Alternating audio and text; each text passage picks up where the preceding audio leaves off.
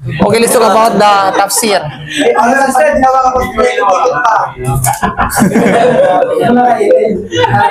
Suratul Kahf, okay? Anong ayat tayo? Kaburat kalimat, di ba tayo tapos doon? Kaburat o kalimatan takhruju min afwahihim. Anong ibig sabihin ng afwahihim? Iyaquluna iyaqulu illa kadhiba. Okay, dito bakit iyaqulun? Bakit doon? Supposedly yaqulun yan. Bakit yaqulun? Bakit yaqulu lang? Sa gitna siya. Ang original niyan is yaqulun. Dahil sa in. Okay? Pag pumasok ang harfu in, mga kapatid, sa isang fi'il, ay nawawala yung hadaf. Ibig sabihin, nawawala yung tinatawag na nun, al-jama'. Okay? Ay naging iyaqulu. Okay lang kaida. But anyway, hindi pa tayo mga kapatid, no, kaburat kalimatan takhruju min afwahihim, kaburat kalimatan karumal-dumal ang salitang lumalabas sa kanilang mga bunganga. Oh, sa kanilang pagsasabi na, anong sasabi nila? Na ang Allah subhanahu wa ta'ala ay nagkaroon ng anak, at ang kasabihan na yun ay walang bahid na katotohanan, bagkus ay pawang kasinungalingan. Okay, hindi pa tayo tapos sa mga kapatid, sa panampalatayang Islam. Na walang duda mga kapatid, ang kaburas, let's talk about kaburas kalimatan. Kaburas kalimatan, mga kapatid sa panampalatayang Islam, ano ang itinatampok dito? Itinatampok ng phrase na ito, ang kabigatan, itinatampok yung kasidhian ng kasinungalingan na kanilang ginawa, na kanilang sinabi mga kapatid. Kaya sinabi ng Allah, kaburas kalimatan takhruju min afwahihim. Ibig sabihin, wala itong batayan, malang duda, maliban sa kanilang sinasabi. At wala silang ebidensya para rito, maliban sa sarili nilang mga kasinungalingan at katangisip lamang. You know? Kaya sinabi ng Allah, iyaquluna illa kadhiba, na wala silang sinasabi kundi pawang kasinungalingan. Sa sinabi ng Allah, yan, ang phrase na yan, kaburas kalimatan takhruju min afwahihim. Ang pagiging kasuklam-suklam, mga kapatid, ay napakadakila at ang kaparusahan nito ay napakabigat. Anong pinakakarumal-dumal ang hihigit pa kaysa paglalarawan nito bilang pag-aangkin na siya may anak? Di ba karumal-dumal yun? Sasabihin mo na ang Allah, ang Panginoon ay may anak? Di ba? Subhanallah mga kapatid. Kaya nga't may higit pa bang kasuklam-suklam bukod sa bagay na yan? Wala na. Kaya nga tinapos natin last week na paano sa isang Muslim ma-attempt niya na mag-asawa siya ng isang babae na nag-aangkin ng Allah ay nagkaroon ng anak, tapos pakikisamahan niya sa isang tinatawag na bahay na samantalang siya ay nagsasabi na ang Allah ay walang anak. Di ba? So paano niya maano yun? Hindi talaga magkakagulo talaga sila. Walang duda. Kaya sinabi ng Allah subhanahu wa ta'ala sa ibang batayan, mga kapatid, Suratul An'am, chapter 6, verse 144. Ano bang sabi ng Allah dito mga kapatid? Ang sabi ng Allah, faman adlamu mimman iftara 'ala Allahi kadiban liyudhillan nasa bighairi ilm inna Allah la yahdi al-qawma adh-dhalimin.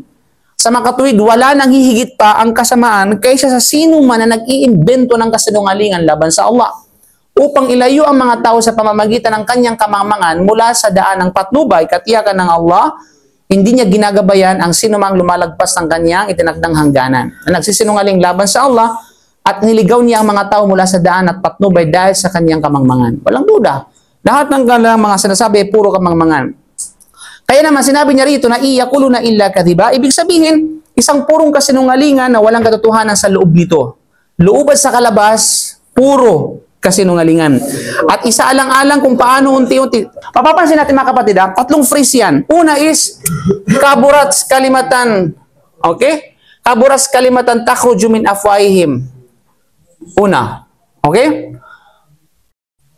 Yes. Pangalawa, iyaquluna illa kadhiba. Pangatlo.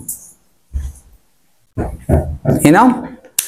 Una mga kapatid, tingnan mo yung gradual, gradual na sabihin natin na pagbabaybay ng aya.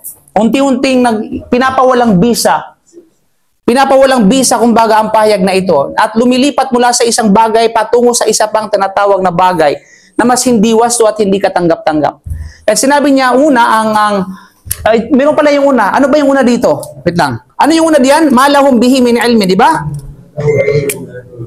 Ma lahum bihi min ilmin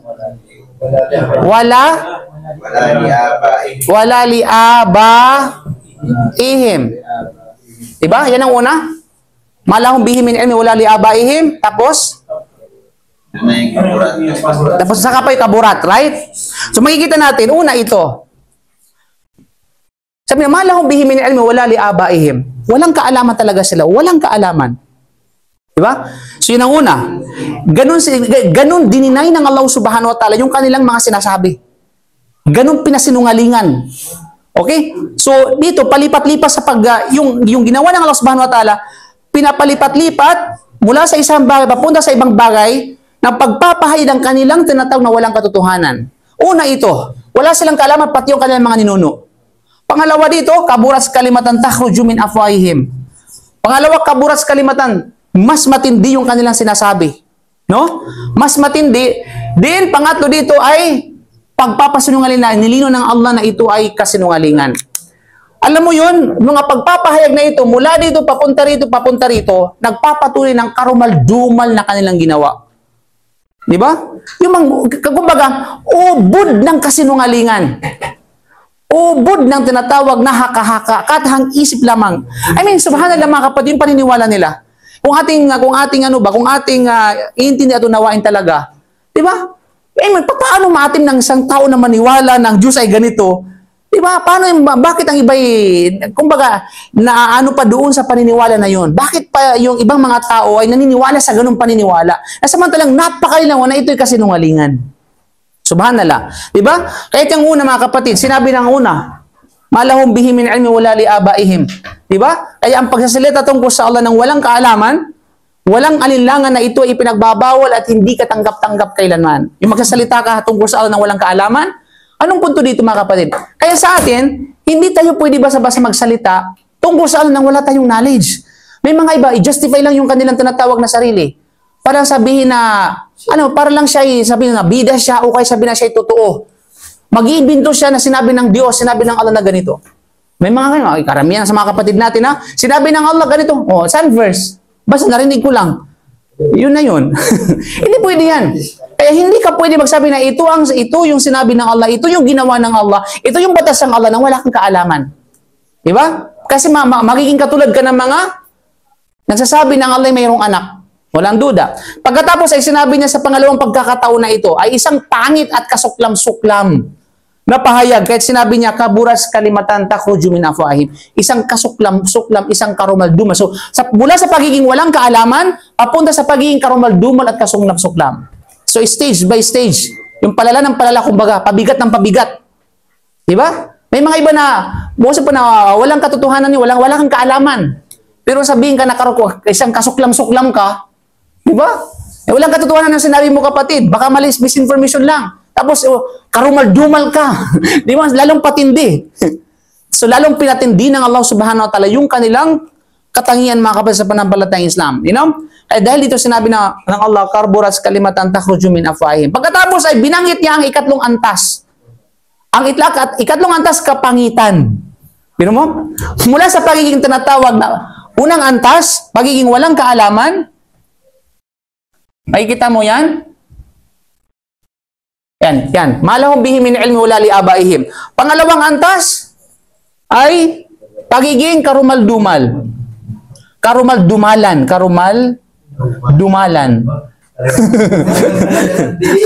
Diniin. O kasuklam-suklamanan.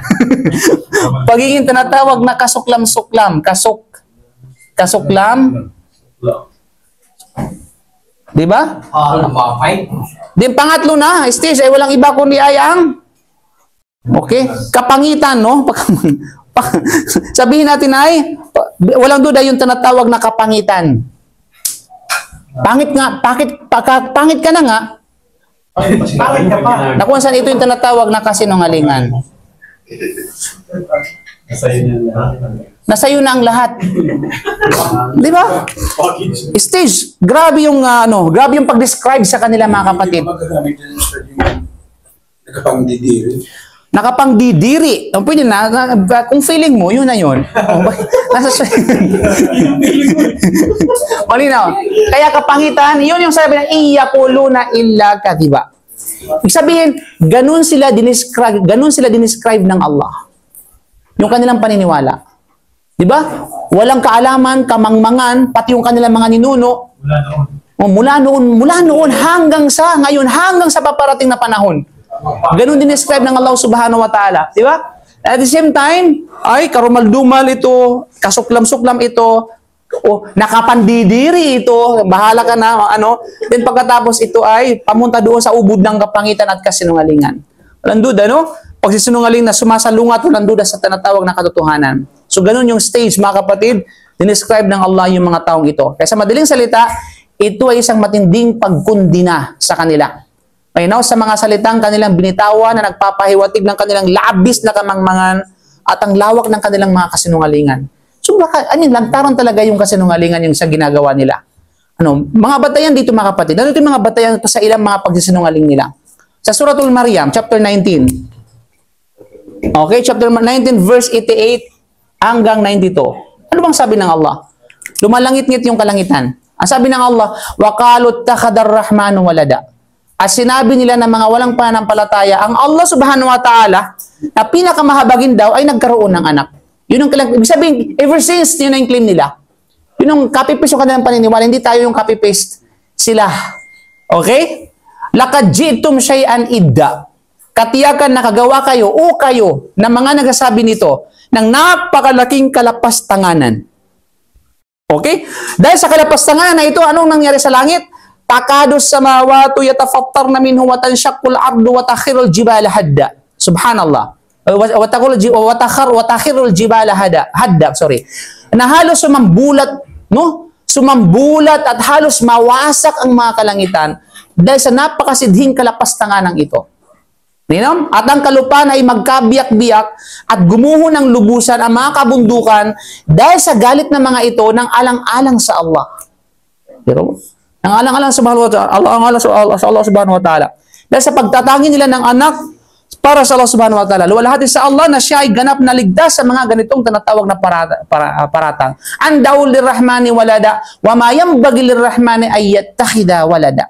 At hindi angkop sa kaganapan ng Allah subhanahu wa ta'ala na magkaroon siya ng anak, mga kapatid, sa pananampalatayang Islam. Okay?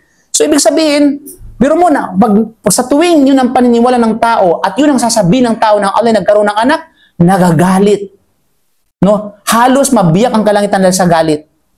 At yung kalupaan, halos magkabiyak-biyak.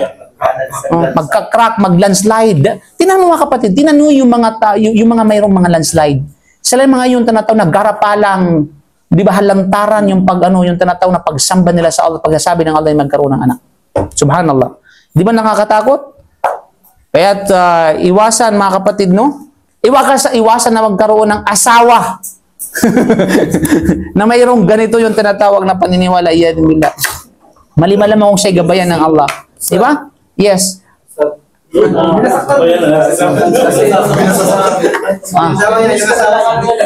Christian doon namatay daw si Cristo sa langit. Nagalit o naging malungkot ng Diyos kaya namin doon. Kita niyo tinulis pa niya. So naniniwala ka doon? Ay, hindi ka naniniwala. Wala na problema. Wala tayong problema kung wala kang paniniwala doon, siyempre. Okay? Sinabi niya. Kahit sinabi ng Allah, so bilang panghuli, okay? Takhruju min afwahihim, mga kapatid, isang katangian ng salita na nagpapahayag ng pagmamalaki sa kanilang katapangan, nabigkasin ito at ilabas sa kanilang mga bibig. So sabi ng ilan sa mga scholar, itong takhruju min afwahihim, lumabas mula sa kanilang bibig. Para bang ipinapakita nila na sila ay proud at matapang na bigkasin yun ng Allah ay nagkaroon ng anak. Biro mo? Proud na proud sila, no? Okay? Na si Jesus ay siya ay anak ng Diyos, iyadan billah, subhanallah. Subhanallah, mga kapatid. No? Sapagkat marami sa mga kasamaan na ibinubulong ng syaitan walang duda sa puso ng mga tao at sinasabi nila sa kanilang sarili ay mga kasamaan na hindi nila mapipigilan ng kanilang mga sarili sa pagbigkas ng mga ito. at pagbanggit ng mga ito sa kanilang mga dila. Sa halip, binipigilan nila ang mga iba rito dahil sa dulot na kapahamakan kapag ibinunyag ito. Kaya paano na lamang kasuklam-suklam sa salitang ito sa Allah? Diba? Ibig sabihin, yung mga salita na masama, minsan napipigilan ng tao kasi nga alam niya yung magiging kalabasan nito kapag tinan mo yung mga, anong tawag dyan sa mga wrestler blower? A blower tawag dyan sa mga senado? Ha? Anong tawag sa kanila? Whistle? Whistleblower. Di ba yung mga whistleblower, mga kapatid, nag-iingat sila sa mga salita na right? Magsasalita lamang sila kapag meron silang proteksyon. Pero pag walang proteksyon sila, pinipigilan na magsalita. Ito yung mga star witnesses.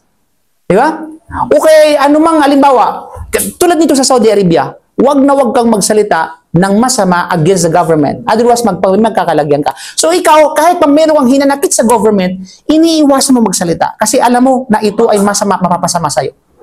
Di ba? Kasi kapag basta nagsalita ka, matapang ka. Di ba? Matapang ka. Ibig sabihin, kapag nangyari yon, may kalalagyan ka. How much more, yung isang tao, nasasabihin niyang Allah o ang Panginoon ay mayroong anak. Tapos lantaran pa ang kanyang sinabi, ang tapang niya. Diba?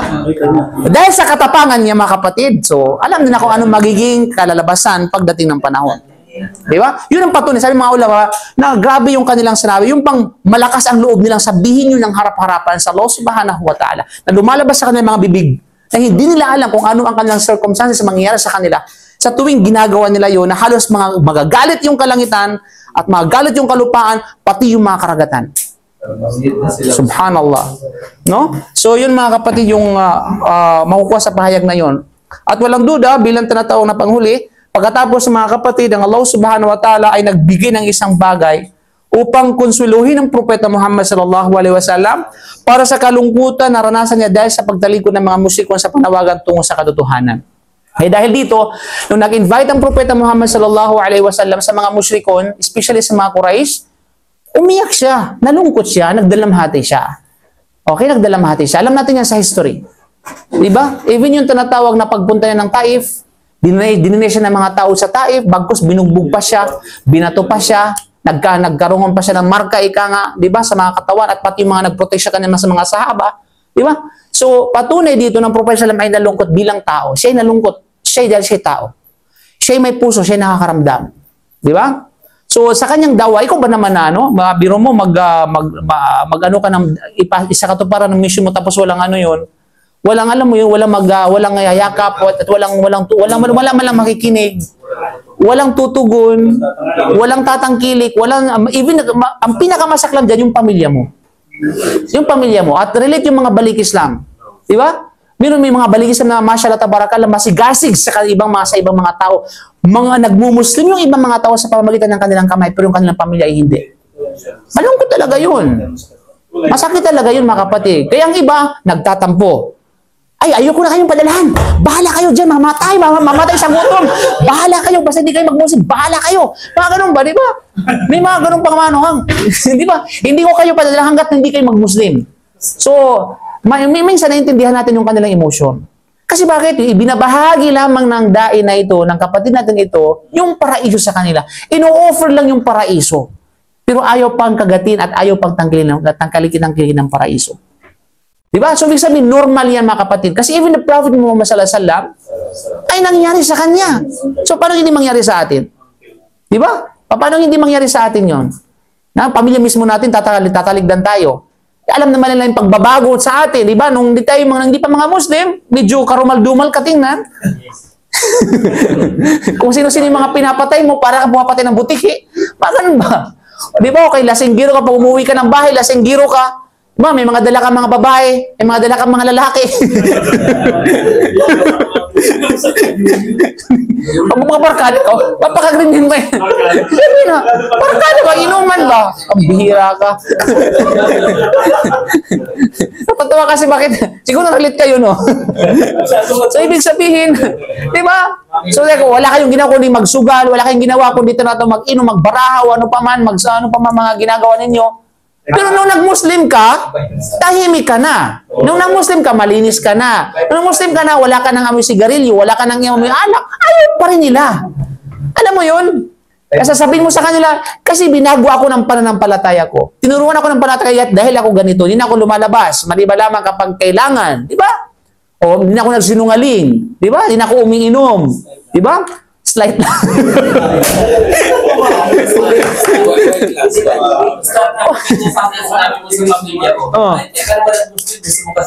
Yung mga ganyan, di ba?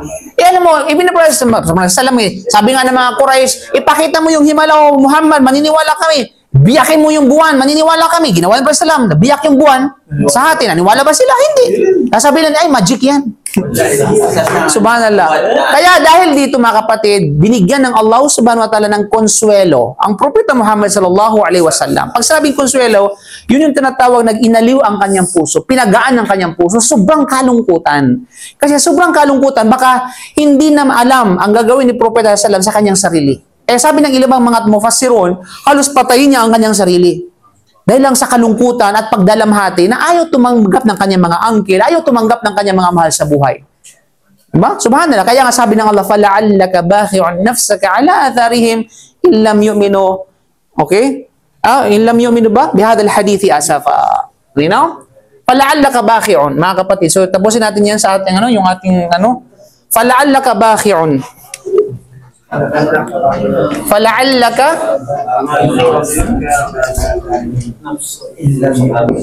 بَاخِعٌ. Alam mo yung word na bakhi'un, mayroon tayo pag-aralan yung la'ala sa akin bakhi'un.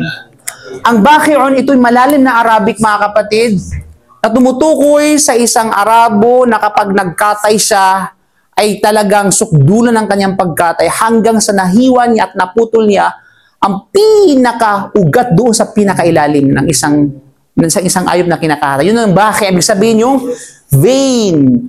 Doon sa pinaka-ugat, yung pinaka-loob-looban. Jugular vein. Tapos na kung saan, yun yung pinakamataas sa antas ng pagkatay. Yun ang ibig sabihin ng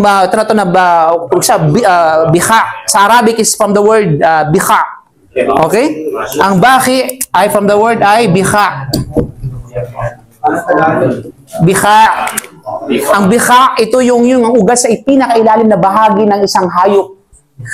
Na kapag ginatay ng isang tao at natarget niya yun ang pinakamataas sa antas ng pagkatay. Kung pinaka-skilled siya na mga ngatay na isang mga ngatay na butcher. Butcher ba tawag dyan? Butcher. Okay, butcher o butcher. Okay? Depende sa accent. Depende sa accent na gamit mo. Pag Australian accent, iba na yun. Pag British accent, butcher. Okay. Malinaw. Kaya nga, bakhi'un. Bakit siya dinescribe ng Allah subhanahu wa ta'ala na bakhi'un? فَلَعَلَّكَ بَاخِعٌ. Sabihan, marahil o Muhammad, okay, dahil sa labis na kalungkutan mo at pagdalamhati. Di ba kapag tayo ay labis sa kalungkutan, paano halos magpakamatay ang isang tao? Di ba? Ipapahamak niya kasi gagawa siya ng, di ba yung mga in love na mga tao na kapag sila sobrang na in love sa kanyang tinatawag sa isa kanyang iniirog. Tapos nagkaroon siya ng problema, nagkaroon sila ng clash at kumbaga ay inayawan siya o kaya nilayuan siya o break na tayo. Di ba? Busted siya. Sobrang lungkot niya. At kapag sobrang lungkot, pagdadalamhati niya, gagawa siya ng tinatawag na masama, mag-iinom siya. Ano pang gagawin niya? Magpapunta doon sa bundok ng Alhada, magbibigti, magtiwakal. Tapos magpaano siya. Yung mga gawin niya masama. Magbibilang na? Okay pa magbibilang ng buhok, kapatid. Baliw na yun. Diba? So yun yung tinatawag na kay فَلَعَلَّكَ بَاخِعٌ نَفْسَكَ. Baka marahil o Muhammad na halos katayin mo na ang sarili mo o Muhammad. فَلَعَلَّكَ بَاخِعٌ نَفْسَكَ عَلَىٰ آثَارِهِمْ sa kanilang pagtalikod. Okay? عَلَىٰ آثَارِهِمْ إِنْ لَمْ يُؤْمِنُوا bihadal hadithi asafa.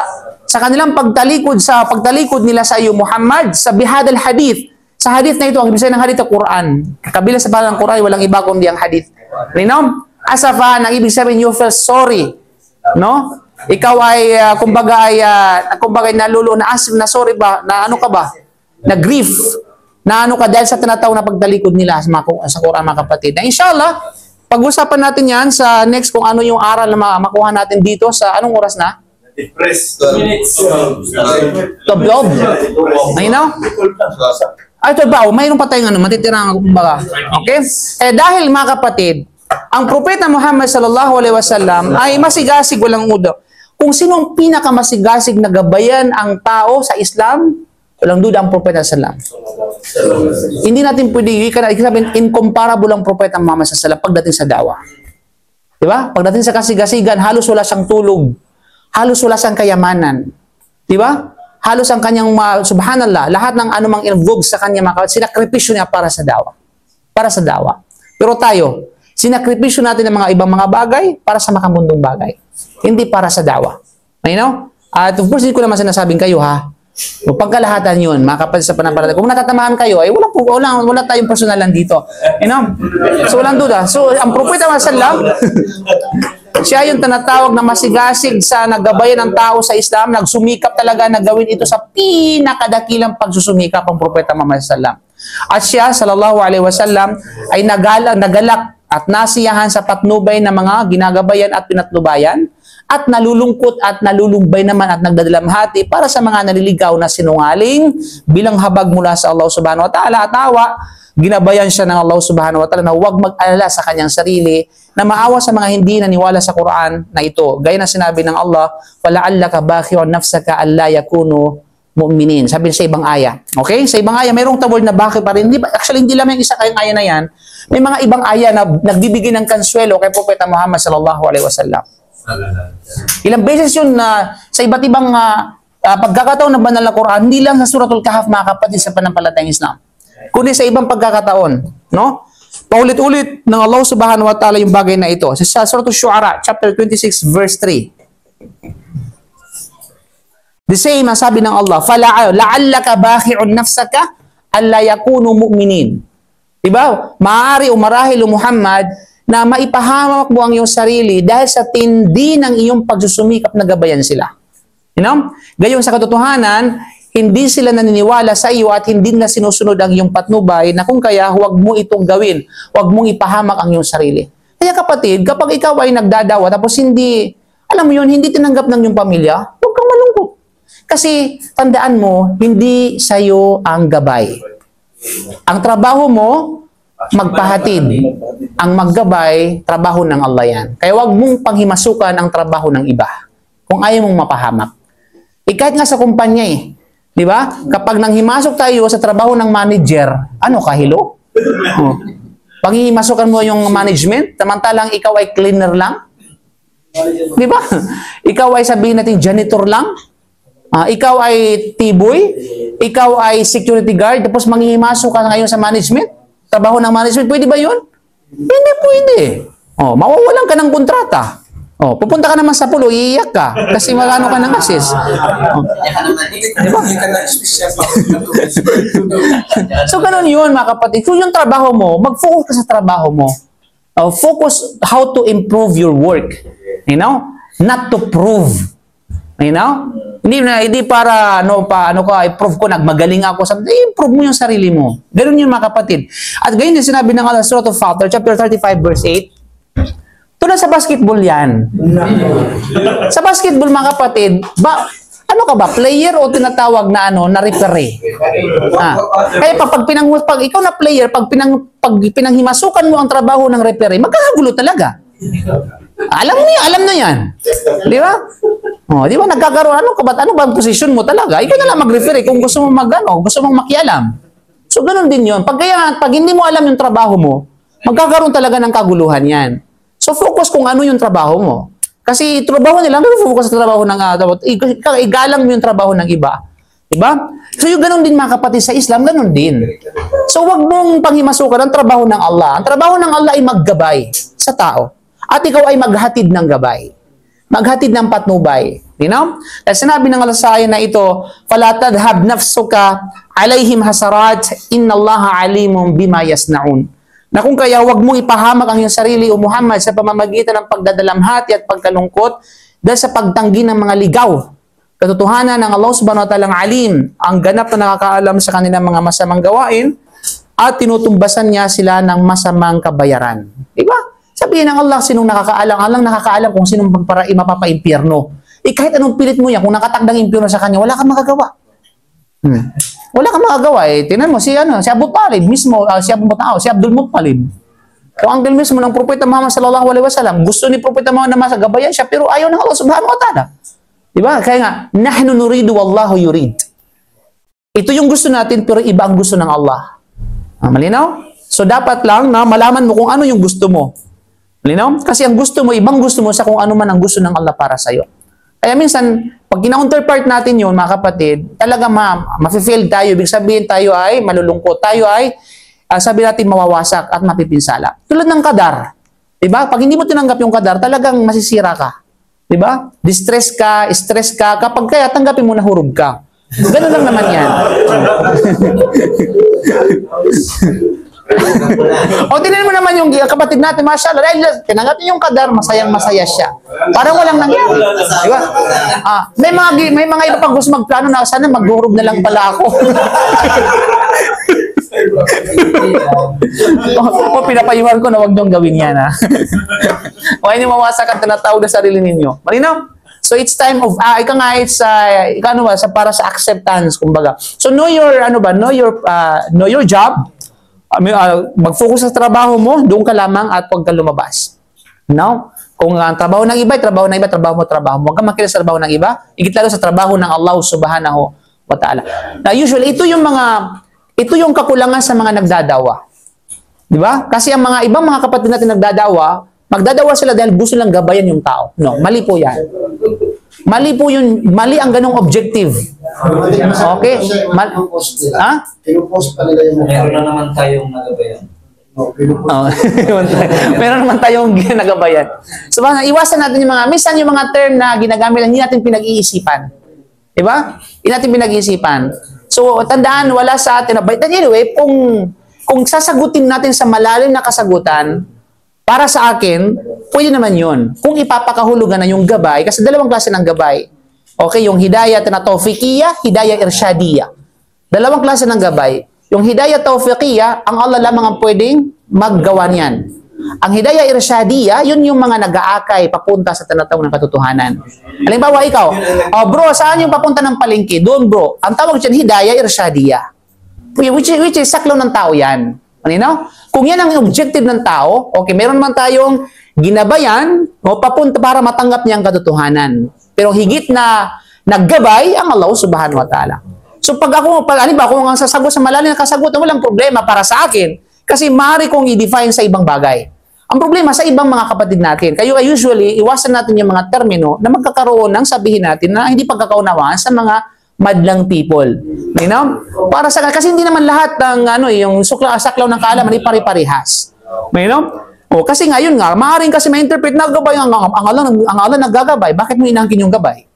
'Di ba? So iwasan natin yung mga bagay na yun, mga kapatid. So alhamdulillah, mas maganda na meron namang ginabayan ng Allah subhanahu wa ta'ala sa araw na ito. Ganun yung kasi pag ganyan ang post mo, walang question. Walang tinatawag na issue. Palibhasa kasi mahilig ka sa issue, kaya yun ang ginawa mo. So yun yung mga kapatid. So yun talaga yung mga maring mali na ibang mindset ng mga kapatid na gabayan sila ng Allah subhanahu wa ta'ala. Yun, walang problema. Kaya naman, kumbaga ay sabihin natin, yung bagay na ito, dapat magano sa bawat tayo nagdadawa, yung mindset na natin na yung purpose ko, ang obligasyon ko. At ang obligasyon ko ay parating lamang yung Islam. Pag Muslim siya, bahala siya. Diba? Walang makawala sa akin. Pag di siya mag-Muslim, tanggap it, take it or leave it. Kung ayaw, di wag. Ganun lang naman yun eh. Pero may mga bagay yung pag-income nila ng bilaan sa Muslim at sa yung mga haramat.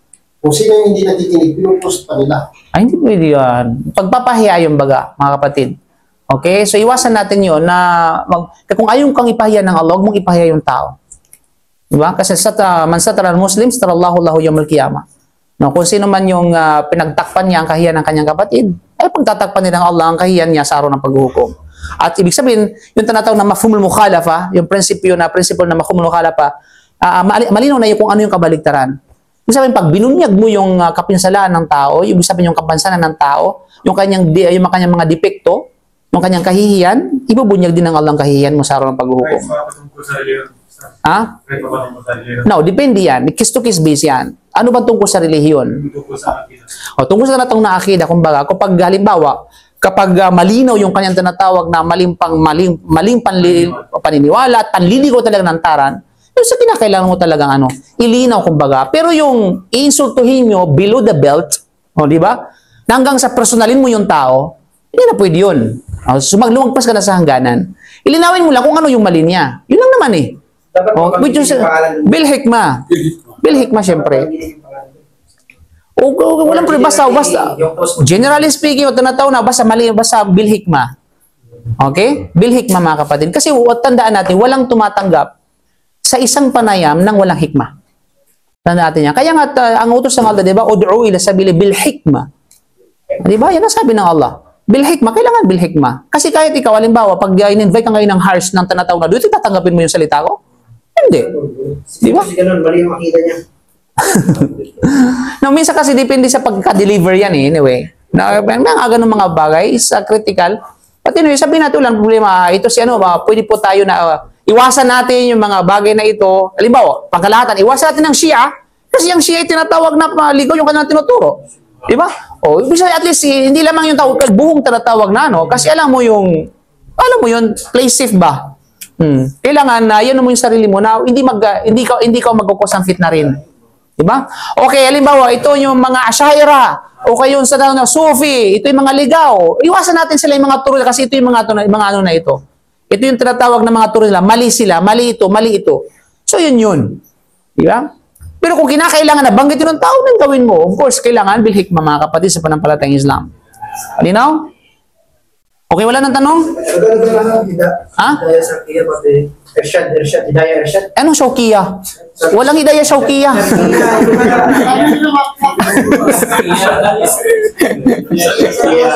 Hindi Sharkiyah. O Hidayah. Ito yan, Irsyadiyah.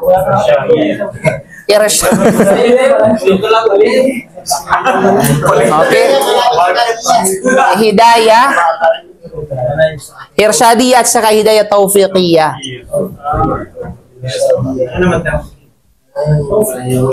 Yan. Irsyadiyah, ito yung panlabas na gabay. Ang Tawfiqiyah, panloob.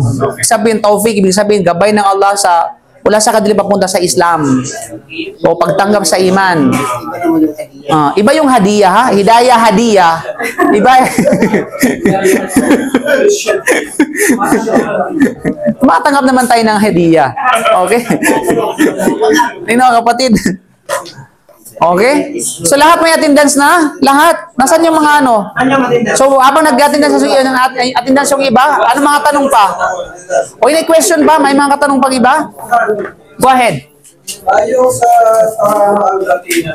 Tahar al-Batina, aywa? Ako yung halimbawa ako bilang isang Muslim. Mas nakatatanggap ko yan sa labo pagka meron akong Sa likod siguro. Counted pa yung pagbumunod ko. Nakakatagdag ba ito sa Yun. Kapag may? Halimbawa, meron din kasalanan na natago pero nasasalan pa rin ako. Ay, good question. Mga yung tanong yan. Una-una kapatid, walang ligtas sa kasalanan. Pangkalahatan. Lahat tayo nagkakasala. Kasi kung hindi ka nagkasala, hindi ka tao. Hayop ka. Okay? Malinaw. Hindi mo. Malinaw. So, inibig sabihin na magsasala ka para hindi ka makagawa ng kasalanan. No. Okay? Kahit paanong sala mo, darating ang pag-anahon na magkakasala ka talaga. Kasi tao ka eh. Diba? Subalit mga kapatid, no, iniiwasan natin. Iba kasi yung intentional sa tinatawag na unintentional. Malinaw yun. Ano bang sabi ng Quran? Inna salata tanhan al-fahsya'i wal munkar. Tunay na ang sala ay nagpapapigil sa isang tao sa paggawa ng fahsh, immoral at saka ng munkar. Walang duda. So kapag pinipigyan ka ng kasala mo, gagawin ko to, nagsasala pala ako. Ano ba? So, mashallah, ibig sabihin, acceptable yung tinatawag na pagdarasal mo. Diba? Yung nare-remember mo yung tinatawag na mga bagay na mungkar, immoral, napipigilan ka nito, sayang yung sala ko, mga ganun mga bagay. Diba? Pero kung hindi naman mo mapipigilan dahil sa ikaw, dahil sa tawag ng laman, kasi tao ka lang mga kapatid sa panampalatayang Islam, then at least, kahit paano, pwede mong i-recover yun sa pamamagitan ng kabutihan. Kaya nalhasan natin yung hid na sayyat. May nam? Kasi nung bago lang ako Muslim, meron, hindi naman sa, ay, example lang, merong kakilala na alam, nagpa-5-6 siya. Alila na, tapos nag-recruit siya ng mga tao, malalaking pera yung Yun ang ano doon. yung sabi ng kasama niya, kalahi niya, baliwala daw yung sala niya. Napag-isip-isip ko, bakit baliwala? Maaaring tinatawag mabaliwala yon. Okay, kasi kung meron tinatawag na, ibig sabihin, meron nagpapapawi ng, merong nagpapapawi ng kasamaan, meron din nagpapawi ng kabutihan. Walang duda. Hindi mo natapos Diba? sa baliwala, nakabinbin. Ano? Anong nakabin? Nakahang? Hindi matanggap. Pero later, natatanggapin. Pero nakaano lang. Kasi yung baliwala, talagang totally yun. Parang ano, pero nakabinbin lang. Later, nagtawag ka, halimbawa, Walang duda. Ang tauba kasi, ibang usapan kasi, wag natin imikos-mikos. O kasi ang tauba, ibang bagay yan, di ba? Ang tauba, jubu makablaha, sabi ng sasalam, sino mang nagtauba, nagbalik loob ng sincero, lahat ng kanyang kasala ay papawi ng Allah subhanahu wa ta'ala. Sabihin na ay buburahin ng Allah. Malinaw? Yun ang tinatawag na, kumbaga, tauba. Pag natauba ka, yung mga kasalanan mo ngayon na, kumbaga, nakalista, buburahin yun. Okay, buburahin yun. You know? Now, regarding sa yung walang duda, yung sabi natin kanina, habang gumagawa ka ng sala, at the same time, gumagawa ka ng mga bagay na karumal-dumal, which is major sin, gaya halimbawa ng sabihin natin ng 5656, maaring, sabi natin Allahu A'lam, maaring maka-apekto yun, ika nga sa sala. Kasi ibig sabihin, kasi malinaw ang sabi ng Allah, inna salata tanha anil fahsya'i wal munkar. Ibig sabihin, tunay na ang sala ay pinipigilan ng isang tao ang gumawa ng mga bagay na mungkar. So literally, technically speaking, pag yung sala mo is tinatanggap, acceptable by Allah subhanahu wa ta'ala, napipigilan ka ng mga bagay na ito. Kung hindi ka napipigilan sa sala, ibig sabihin may problema sa sala mo. At kung may problema sa sala mo, may problema sa puso mo. May problema ka. May problema ka. O magpatingin ka sa doktor. Kaya inirecommend na natin yung mga kapatid, no? Yung doktor na yan, kaya no? Di ba? So yun.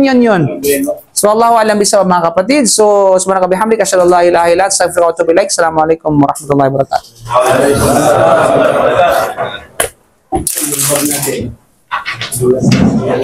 Nasaan yung ano?